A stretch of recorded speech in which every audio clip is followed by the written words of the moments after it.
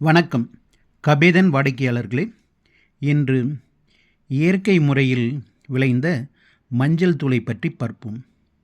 இந்த மஞ்சள் தூளில் குர்குமின் என்கின்ற மூலக்கூறு இருக்கிறது.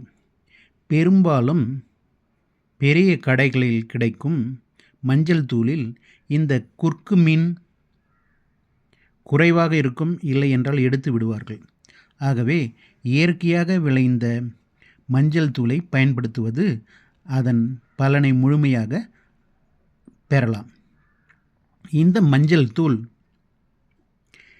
நினைவாற்றலை அதிகரிக்கும், மனசோர்வை தடுக்கும். மேலும் இது மூட்டு வலி, பக்கவாதம் போன்றவற்றிற்கும் இது நல்ல மருந்தாக அமைகின்றது. இது குடல் நோயை தடுக்க வல்லது. குடலில்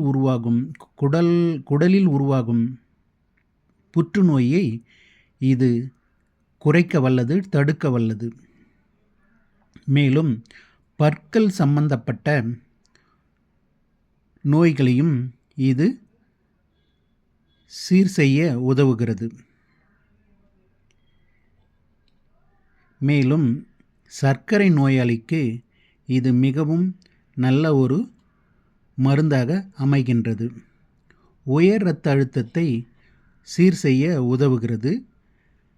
இதயம் சம்பந்தப்பட்ட நோய்களுக்கும் இது அருமையாக உதவுகின்றது.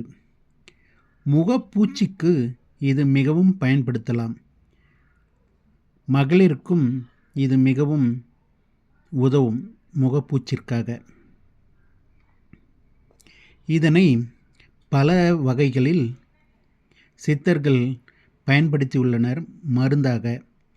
சித்த மருத்துவர்கள் பரிந்துரையின் பேரில் இது எவ்வளவு எடுத்துக்கொள்ளலாம், எப்படி எடுத்துக்கொள்ளலாம் என்பது நீங்கள் உங்கள் மருத்துவரை அணுகலாம்.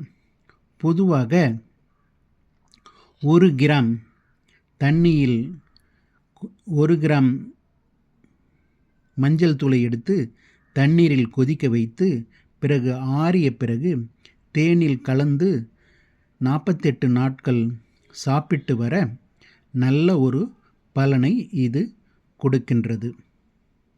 உங்கள் மருத்துவரின் ஆலோசனைப்படி இதனை நீங்கள் பயன்படுத்தலாம். கபேதனில் இது கிடைக்கும். இதனுடைய மிக முக்கியமான அம்சம் என்னவென்றால் இயற்கையாக விளைந்த மஞ்சள் தூள்.